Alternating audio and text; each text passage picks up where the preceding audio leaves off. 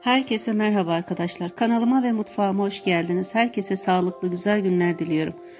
Bugün sizlere yaparken çok keyif alacağınız nefis bir açma tarifim var.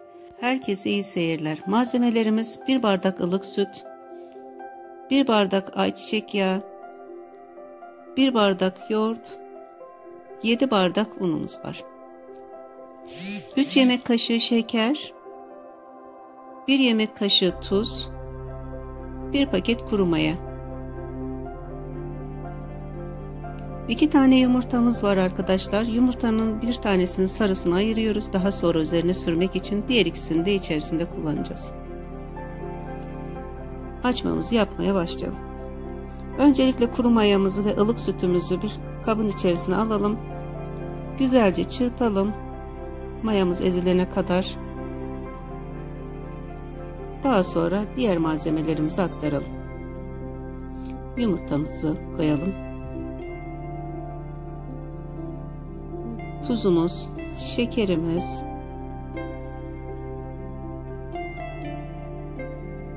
ayçiçek yağımız vardı. 1 bardak yoğurdumuz. İyice temizleyip koyalım. 7 bardak da unumuz var. Arkadaşlar 7 bardak un bu tarif için tam ölçü ama bazen biliyorsunuz unun kalitesi yoğurdun cıvıklığı, katılığı ve yumurtanın büyüklüğüne göre değişebiliyor. Değişiklik gösterebilir. Aklınızda olsun. Daha az ya da daha çok bazen un alabilir. Arkadaşlar hamurumuz çok sert olmuyor. Yumuşak bir hamur olacak. Şöyle bir tutam elimize serpiştirip hamurumuzu toparlayalım. Hamurumuz mayalanmaya hazır artık. Bir streç yardımıyla üzerine güzelce saralım. Şöyle sımsıkı, hava almayacak şekilde hamurumuz mayalanmaya hazır. Oda sıcaklığında 1,5 saat beklettiğim hamur mükemmel bir şekilde mayalanmış. Hamurumuzu açalım. Şöyle göstermek istiyorum. Gerçekten mükemmel bir hamur olmuş. Şöyle toparlayalım, tezgahımıza alalım. Azıcık un serpiştirelim. Hamurumuzu da alalım.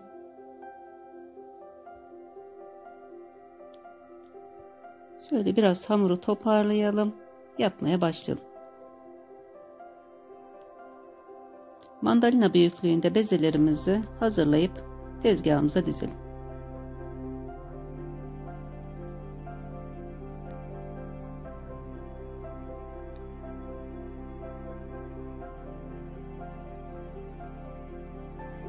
Bezelerimizi hazırladıktan sonra daha önceden hazırladığım oda sıcaklığında 3 yemek kaşığı tereyağını küçük küçük küp şeker büyüklüğünde her bezenin üzerine yerleştiriyoruz.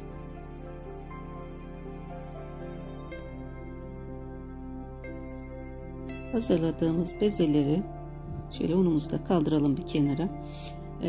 Hazırladığımız bezeleri elimizle iyice üzerine koyduğumuz yağı yedirerek şöyle elimizle genişleterek açıyoruz. Bir tabak büyüklüğünde. Şöyle kenara dizelim. Hepsini aynı şekilde açalım. Şöyle genişletebildiğimiz kadar biraz genişletelim. Bütün bezelerimizi aynı şekilde hazırlayalım.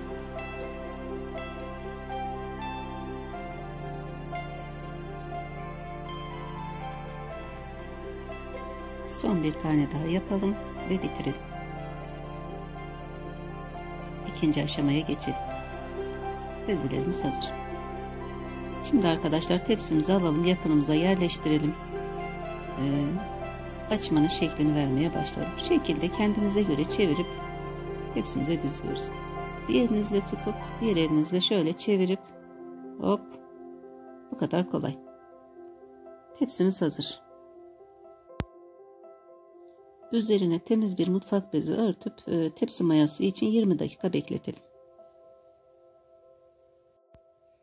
Oda sıcaklığında 20 dakika beklettiğimiz açmalarımız mayalanmış. Şöyle göstermek istiyorum. Daha önceden ayırdığımız bir yumurta sarısı ve yarım kaşık üzerine yoğurt ekledim. İyice çırptım ve onu da sürelim.